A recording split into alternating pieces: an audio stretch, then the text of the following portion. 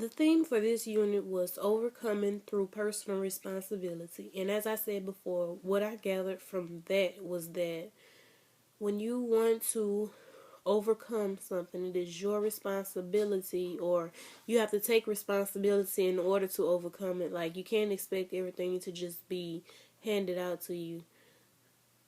And a couple of the readings, in all of them, I could basically pinpoint how it relates to the theme, but I chose two because they stood out to me the most, and they were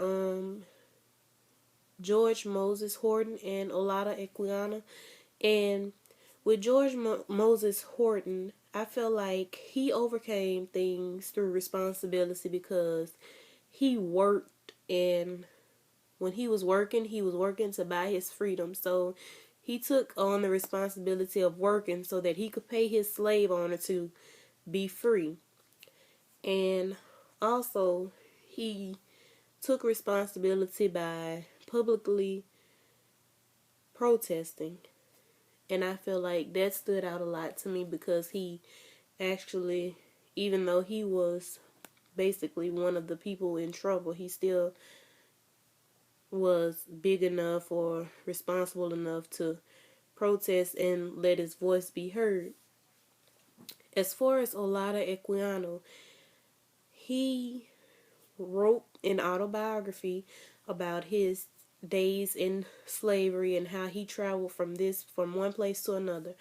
And he stood out to me in matching the theme because it's like, when he overcame, like, he did what he had to do in order to overcome so that he would be able to tell this story to people, and so that he could basically let them know step by step what he went through, and let them know that it was not easy. And it's like, I feel like from people like him, we learn to appreciate the things that we have.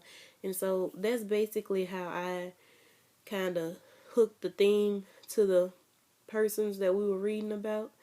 And I found it to be very interesting.